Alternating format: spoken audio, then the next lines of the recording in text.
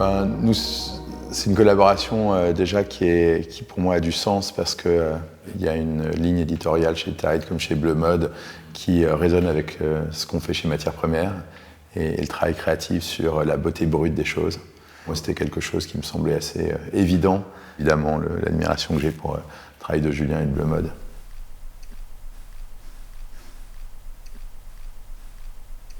Déjà, c'était cette collaboration sur la Grèce avec le travail de Julien. Puis, bon, le print, c'est quand même beaucoup Julien qui connaît beaucoup plus que moi qui suis parfumeur.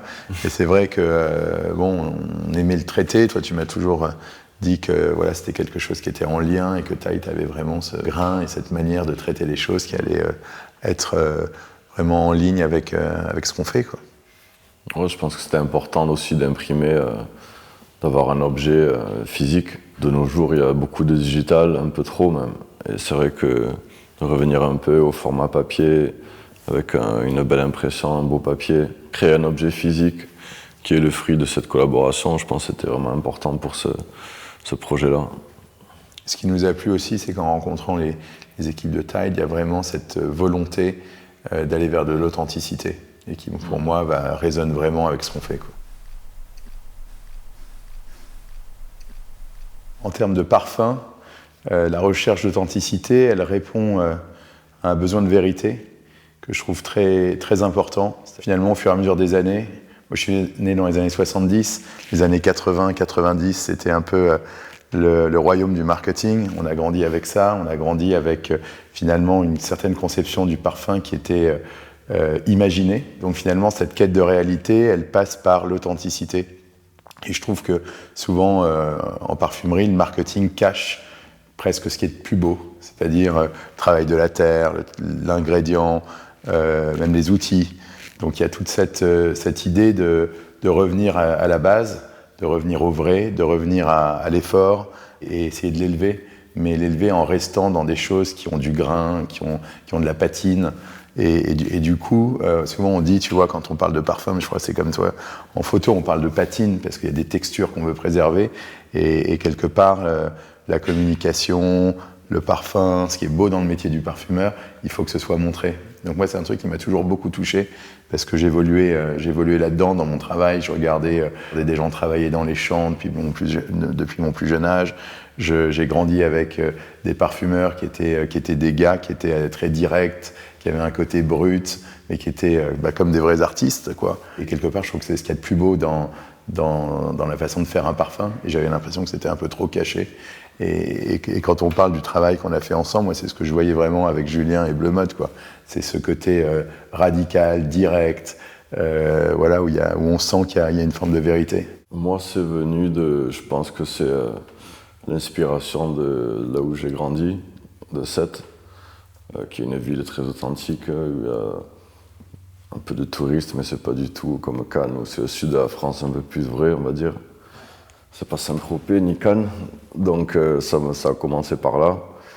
Et sans le savoir, quand j'ai commencé la photo à New York, en 2010 à peu près, que j'étais à Parsons pour étudier la photo, on nous apprenait les techniques de retouche, Photoshop, tous ces trucs on nous disait qu'il fallait utiliser.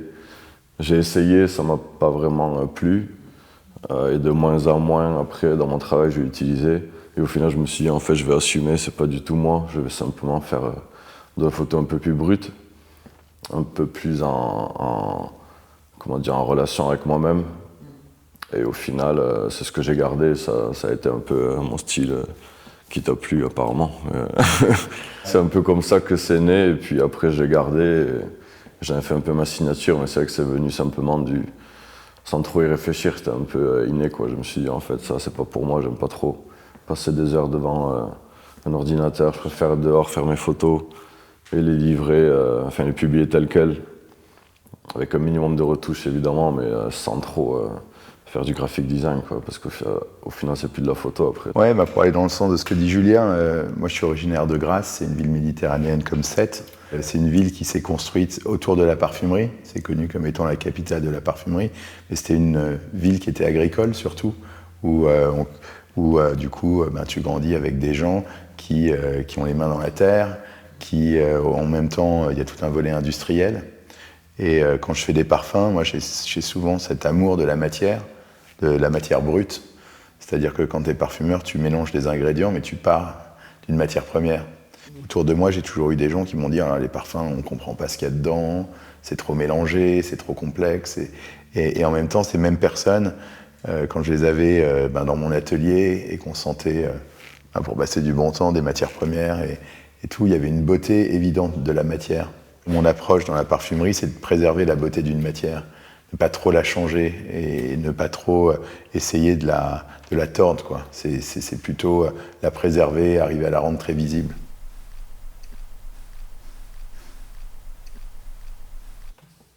Clairement, ça crée un lien, que tu le veuilles ou non, il y a un lien humain. On est basé sur Paris, on a beaucoup voyagé. Dans l'industrie, tu ne croises pas souvent des personnes du Sud qui ont vraiment grandi dans le Sud. Il y en a qui sont originaires, mais qui n'ont pas vraiment passé de temps ou qui ne connaissent pas tant la région que ça. Moi, je suis né, j'ai grandi et je suis parti qu'à 22 ans. Donc, je n'ai pas bougé pendant 22 ans. Je suis complètement imprégné de cette culture et je pense que c'est aussi ce qui a fait qu'on a bien connecté dès le début, quoi. Ce dont je me rappelle, moi, c'est qu'on avait des amis en commun, qu'on appréciait le même genre de choses, je pense, mais on s'est connus par surtout une relation humaine, à la base. Moi, j'ai commencé à regarder le boulot de Julien, mais en le connaissant en tant que personne, et c'était déjà quelqu'un que j'appréciais énormément. Et puis quand j'ai vu son travail, sa manière sa sensibilité et tout, je trouvais que c'était quelqu'un qui avait une particularité qu'on ne retrouve pas ailleurs, dans le traité de l'image, mais dans les sujets aussi, dans la manière, je trouve, de mettre en scène sans mettre en scène, de faire des représentations visuelles de personnes, d'un univers urbain, de trouver des choses esthétiques dans beaucoup de choses sur lesquelles tout le monde passe devant tous les jours. Et en fait, je trouve que la beauté d'un photographe et dans ce que tu fais en particulier, c'est ça, c'est d'arriver à te montrer des choses que tu vois tous les jours et tu te dis, quand tu les vois, mais en fait, c'est canon, quoi. Il y a un truc tellement unique et c'est ça, moi, qui me plaît, qui m'a touché. Et en même temps, cet esprit très libre. Je trouve qu'on est dans un monde où on a besoin de cette liberté, on a besoin d'oser. Et je trouve que dans le travail de Julien, ça se ressent. Et en même temps, je trouve que tu travailles tout avec une forme de regard unique et qui te fait même réfléchir, quoi, où tu te dis, je passe devant ça tous les jours, ou peut-être que ça, je ne le regarde pas assez. Je trouve que c'est vraiment intéressant.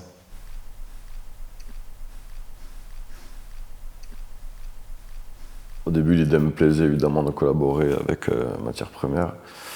Et ensuite, quand ils m'ont parlé de la graisse, on cherchait la meilleure façon de le faire. Et ils m'ont parlé du projet de la graisse. Et c'est sûr que directement, je me suis dit que là, ouais, c'était une évidence, il fallait qu'on fasse ce projet. De par le lien avec la Méditerranée. Et même sans y être, j'y suis allé qu'une fois et c'était pas exactement là où on a shooté. La seule fois où j'étais allé, j'avais beaucoup aimé, ça m'a rappelé beaucoup, évidemment, le sud de la France, notamment dans la partie où j'ai grandi. Et donc j'ai simplement, on avait un producteur local qui ensuite est devenu un bon ami pour le coup. Mais le producteur local, je l'ai un peu briefé sur ce que je voulais, notamment cette dame. Je cherchais une dame très élégante, mais en même temps très, très authentique. Et il m'a proposé un casting qui était pour moi idéal, donc on a fait la fameuse photo avec la dame. J'ai simplement rajouté des lunettes de soleil que j'avais achetées un peu plus tôt dans le quartier où on avait notre hôtel. Et puis ça s'est fait naturellement, on dirait que c'était sa paire de lunettes. Ça allait très bien, elle était très cool, elle dégageait vraiment quelque chose une énergie incroyable. Et donc c'est sûrement ma photo préférée de cette série. Moi, ce que j'ai adoré aussi dans toute la série qu'a travaillé Julien, c'est, moi, quand je conçois un parfum, je parle de la matière brute, une seule matière. L'histoire derrière Cristal Safran, c'est qu'un jour j'ai reçu un échantillon de safran à Paris sur mon bureau. Je ne savais pas à l'époque qui me l'avait envoyé. Il est un peu arrivé par hasard, cet échantillon.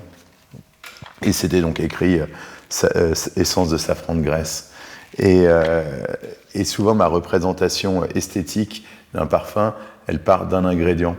Et j'avais ce visuel de cet ingrédient avant même qu'il soit transformé. Et j'ai adoré dans les séries de Julien aussi tout ce travail sur le safran quand il est conditionné. Alors ce qui est assez magique, c'est que du coup il y a quelque chose qui rend à la fois l'ingrédient et son traité unique. Il y a quelque chose d'urbain. Moi ce que j'aime dans le travail de Julien et de Bleu Mode, c'est le traité urbain radical des choses. Là où matière première, on part d'un ingrédient naturel, dans la structure que j'essaye d'apporter au parfum, il y a ce traité à la fois vertical, qui pour moi, vertical, minimal, presque proche du brutalisme et du minimalisme, que je trouve intéressant. Et je trouve dans les œuvres de Julien et dans ce que je vois là, je vois à la fois l'ingrédient, une incarnation avec des gens locaux. Donc je trouve que c'est super. Et je me rappelle quand j'avais parlé du projet à Bleu Mode, j'avais vu des boulots que Julien avait fait, des tirages qui étaient sur des immeubles industriels, sur le travail du béton, sur des structures vraiment verticales, et qui pour moi me parlaient beaucoup parce que ça résonnait avec la manière dont j'essaye de structurer les parfums que je fais pour matière première.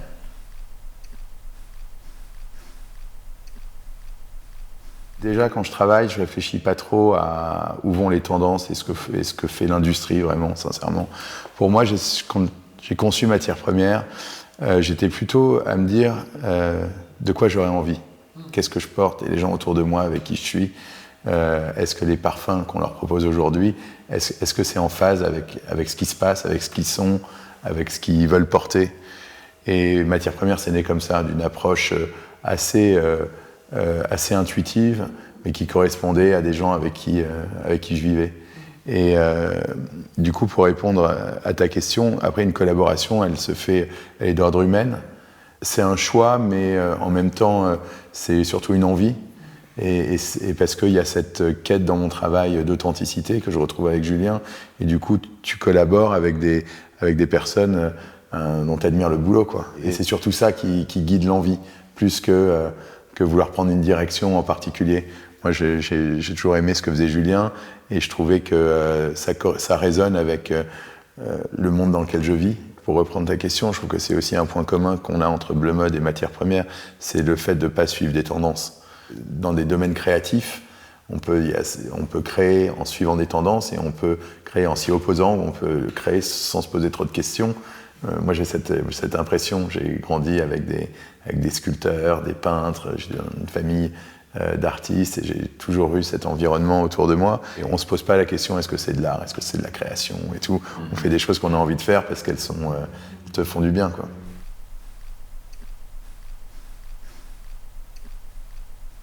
Moi, je pense que oui, clairement, pour ce que je fais. Tout de suite, j'ai rapidement compris quand j'ai commencé en 2013.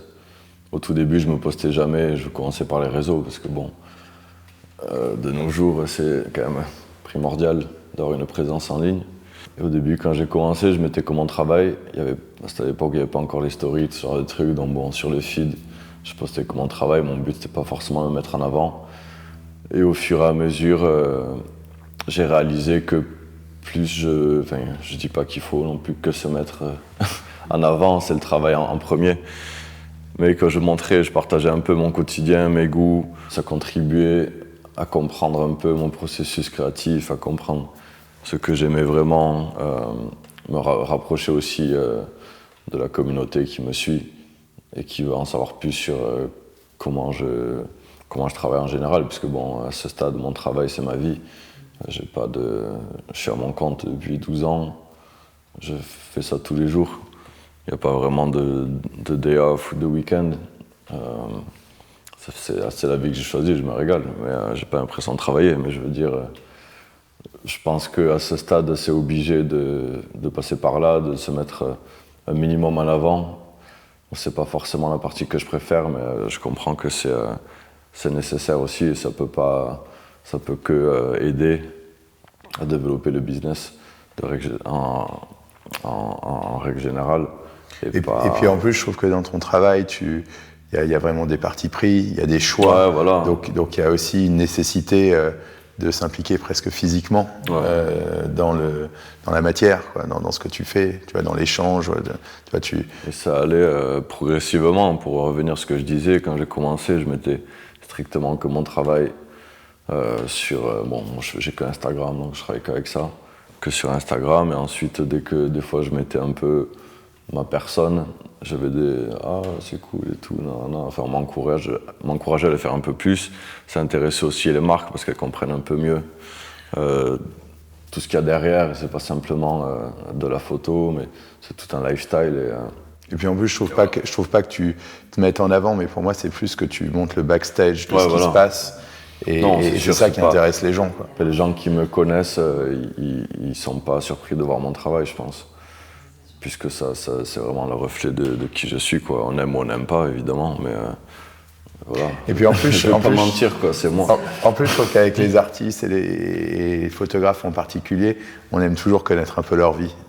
Moi, c'est un truc, quand je pense à des grands photographes, de Willy Ronis, tu vois, que des gars qui ont marqué, je trouve qu'il y a un mode de vie qui va avec la production visuelle. Puis ce qui rend les métiers créatifs incroyables, hein. On est heureux parce qu'on fait ce qu'on aime, mais c'est parce que c'est un mode de vie, quoi. C'est des gens avec qui on vit, les gens avec qui tu dînes, les gens que tu côtoies, et c'est ça qui crée ton univers, tes idées, tes interactions, ce que tu vas faire le lendemain, c'est souvent ce qui s'est passé la veille, tu vois, et donc c'est pas juste quand tu es derrière ton appareil ou derrière tes mouillettes que tu crées.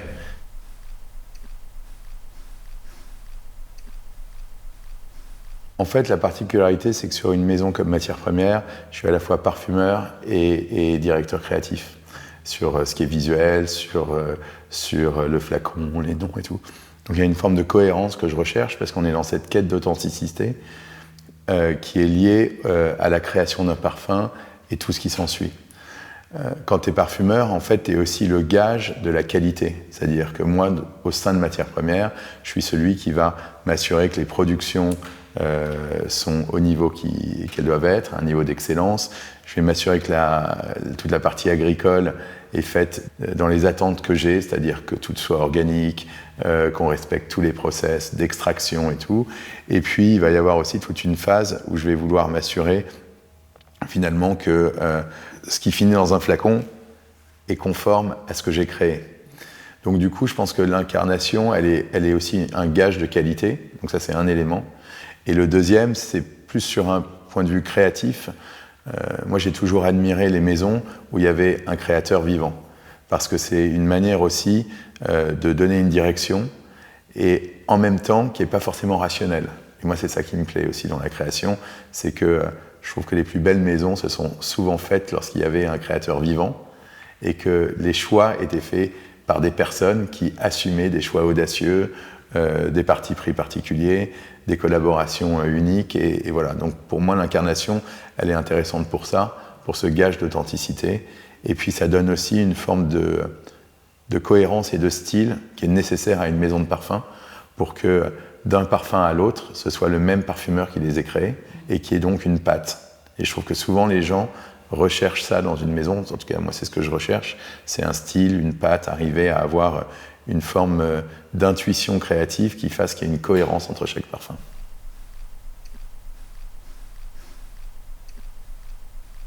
Moi je me rappelle lorsque j'ai parlé du projet à Julien, je me disais j'ai pas envie de trop le briefer parce qu'en fait la plupart des parfumeurs par exemple sont très briefés et souvent la meilleure des créations, et souvent moi en faisant des développements pour des maisons de mode, je travaille beaucoup pour des maisons différentes, tu vas pas nécessairement proposer ce qu'on t'a demandé de faire et c'est souvent ça qui plaît aux gens avec qui tu travailles. Et donc moi je trouvais que ce qui était intéressant c'était d'expliquer un peu ce qui m'avait plu sur le projet Cosani, sur Cristal Safran, sur ce safran particulier, et de lui montrer ce que je percevais de l'environnement. Mais en même temps, moi, quand j'ai vu toute la production que tu as délivrée, c'était presque pas ce à quoi je m'attendais, et c'était encore mieux à ce que j'aurais pu m'attendre. Donc c'est ça, moi, qui me plaisait, c'est cette liberté qu'on se laisse, quoi. C'est ce que j'ai aimé, c'est sûr, quand il me dit, bon voilà, on a un peu parlé du brief, mais c'était vraiment très rapide. Et on va faire ce parfum, tu vas partir là-bas, tu vas shooter un peu ce que tu as envie de shooter. Il n'y avait pas vraiment d'impératif ou de consigne en soi, si ce n'est délivrer un certain nombre de photos. Et après, je trouve que c'est important, c'était total freedom, quoi. C'est vraiment, quand Julien après est revenu, il avait une idée très claire sur ce qu'il préférait, les clichés qu'il trouvait réussis, et donc du coup, enfin voilà, quoi, c'était fluide.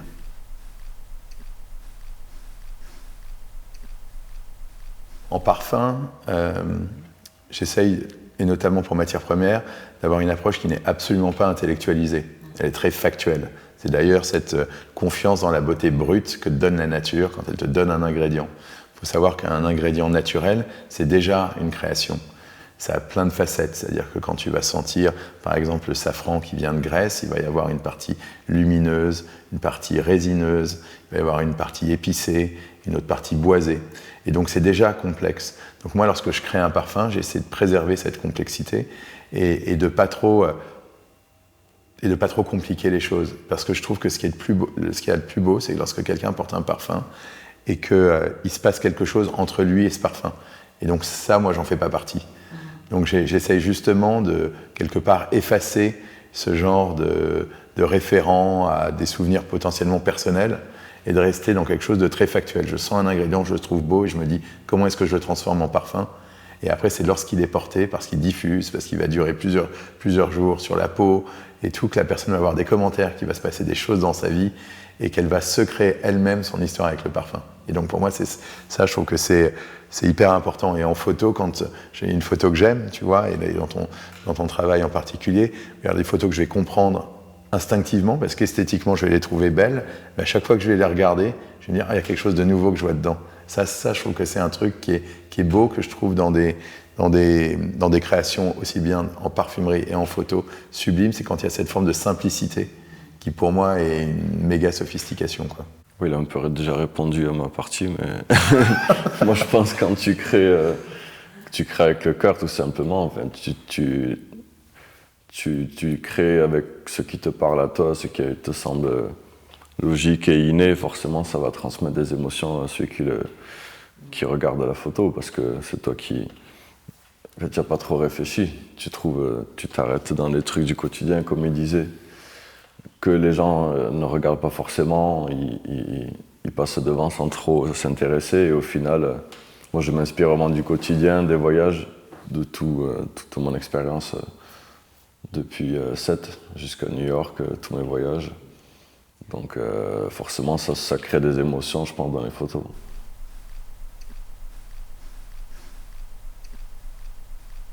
Si, forcément ça impacte. Inconsciemment, je pense. Ouais. En tous les cas, ça a certainement un impact sur nous en tant que personne. Est-ce qu'après, tu es influencé probablement.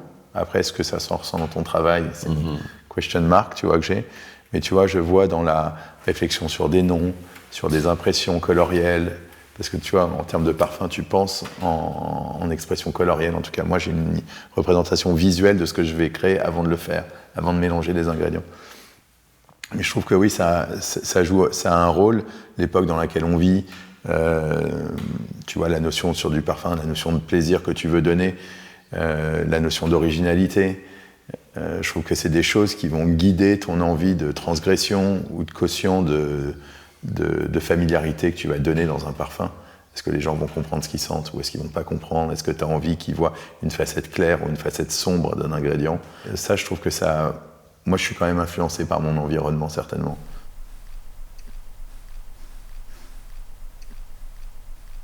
Donc, quand tu travailles en tant que parfumeur, tu vas utiliser des matières qui sont un peu comme des couleurs pour...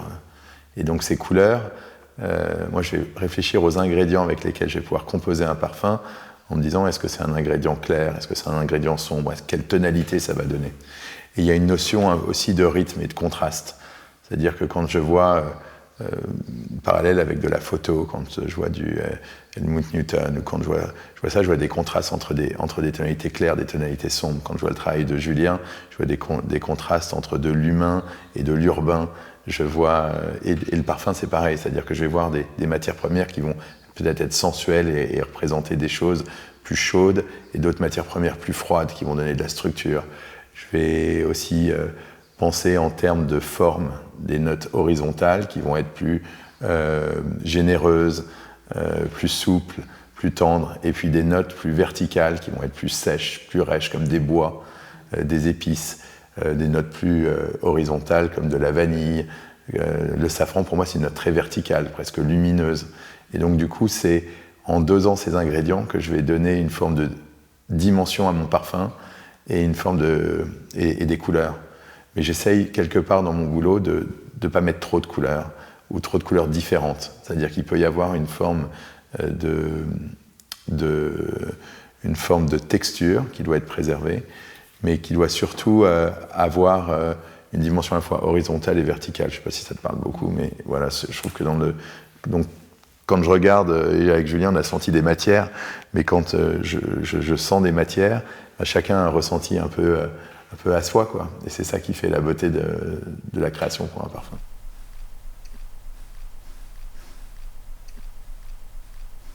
Au feeling, quoi. C'est sûr que je bosse beaucoup comme ça. On prépare un minimum, évidemment, on est obligé, mais c'est beaucoup au feeling. Là, par exemple, j'avais jamais visité la ville où on a shooté.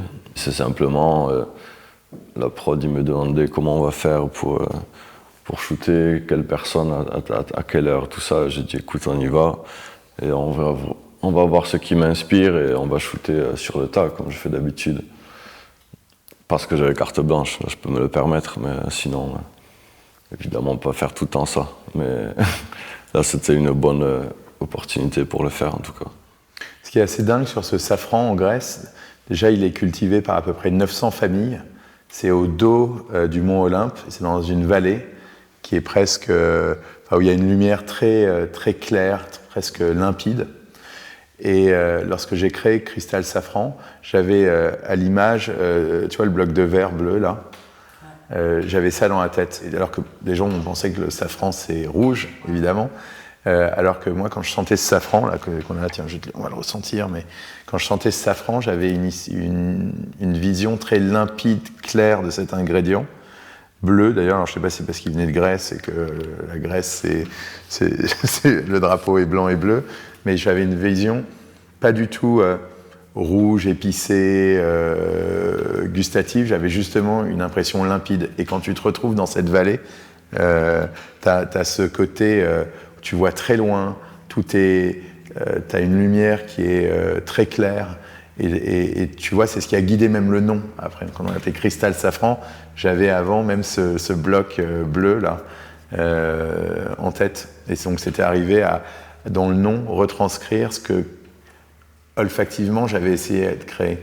Et chez Matières Premières, à chaque fois, ce que j'essaye de faire, et je me rappelle, je t'en avais parlé, ça t'avait plu, c'est que je crée le parfum avec cette représentation visuelle, et après, je choisis le nom qui va exprimer la création olfactive, et après, simplement, on se met à shooter, à faire une représentation visuelle de la chose. Et je trouve que même le travail avec Bleu Mode, qui reprend ce côté vraiment brut, mais à la fois très lumineux, je trouve que dans toutes tes photos, il y a cette énergie, cette lumière que j'ai retrouvée.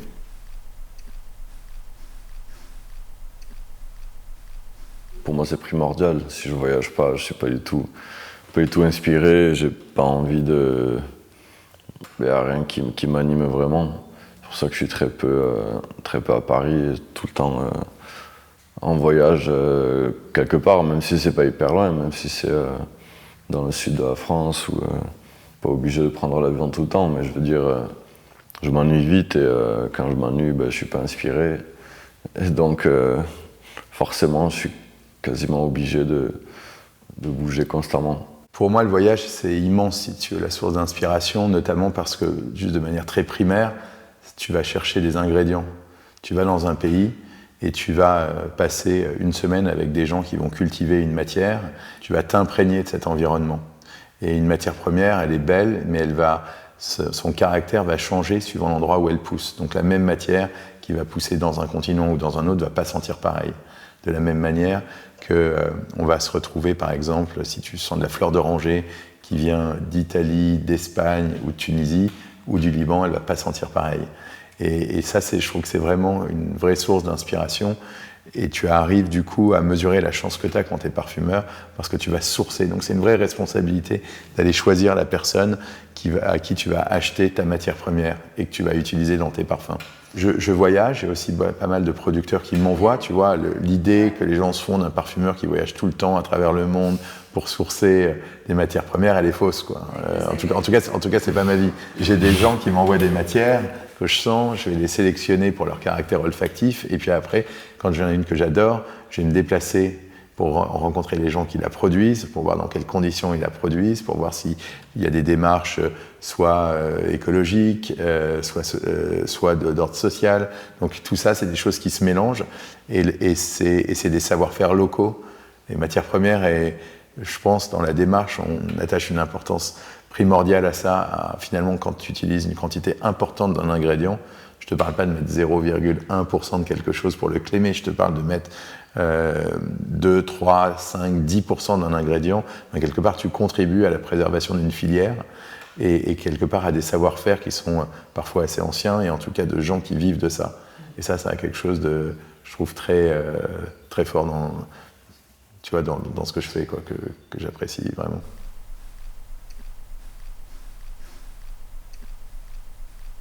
Ah oui, pareil, c'est même quand je visite des villes pour la première fois, je peux tomber sur des endroits qui m'inspirent. Ça peut être une surprise, ça peut être aussi une rencontre, ça peut être plein de choses qui font que c'est hyper important, je pense, d'avoir cet aspect de surprise, d'inattendu.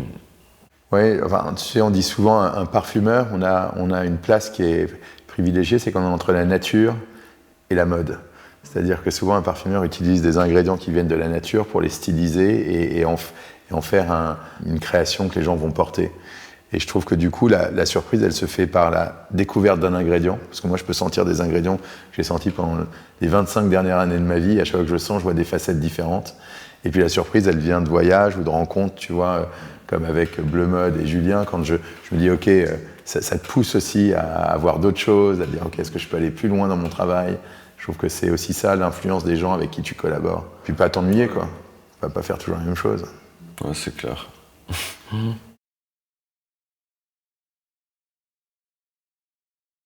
Je connaissais pas vraiment, j'avais juste passé quelques jours en vacances il y a quelques années. Ça me rappelle un peu le sud de la France, là où j'ai grandi, la Méditerranée, qui est quand même une grande source d'inspiration pour moi et mon travail. Toi aussi, tu as en tout cas cet aspect-là.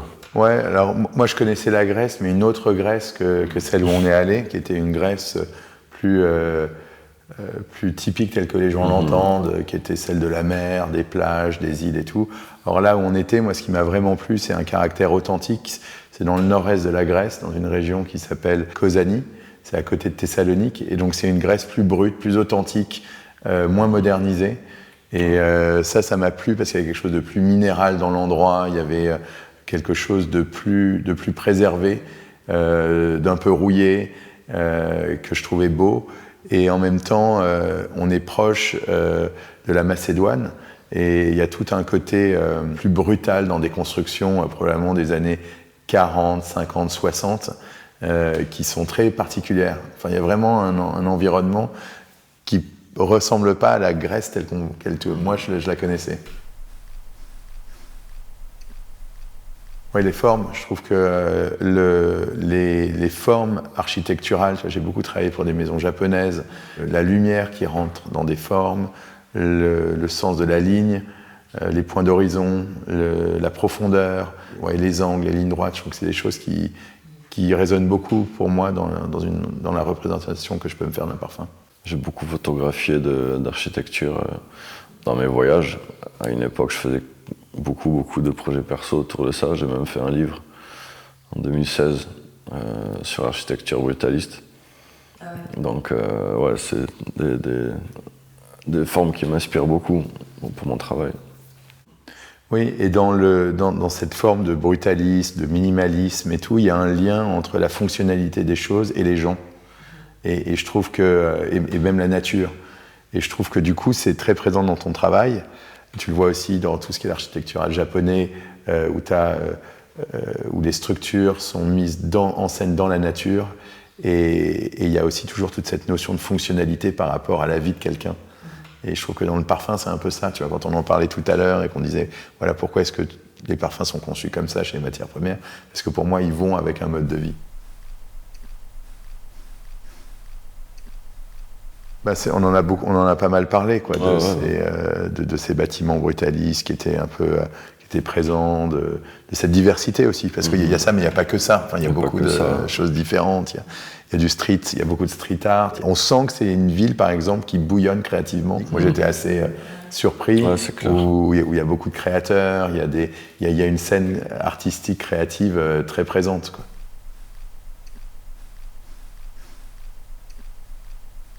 Ça rappelle la chaleur du sud, et mon enfance sur la plage, sur toutes les odeurs un peu méditerranéennes. C'est sûr que c'est un rapport, et c'est ce qui m'a vraiment parlé, comparé à d'autres épices ou d'autres parfums. Où elle m'évoque vraiment la chaleur de la Méditerranée, et on sent que c'est un piment ancestral, et c'est toute la richesse aussi de cette région du monde, je pense. Elle m'évoque beaucoup de choses. Elle m'évoque une découverte déjà, parce que c'était quelque chose que je ne connaissais pas avant de commencer ce projet. Elle m'évoque aussi une forme de liberté créative qui s'est traduite, je trouve, dans le travail qu'on a fait ensemble, dans tes photos et dans le ressenti olfactif du parfum. Et puis une forme de bonheur, quoi, quand je pense à ça, parce que je trouve que ce que tu recherches quand tu as ta maison et tout, c'est d'avoir quelque chose quand tu regardes en arrière et tu dis ah, c'était cool ce qu'on a fait, c'était bien. Et du coup ça me plaît, parce que je trouve que c'est aussi pour ça que tu collabores avec des gens dont t'aimes le travail, parce que tu te dis ouais, ça valait le coup, quoi.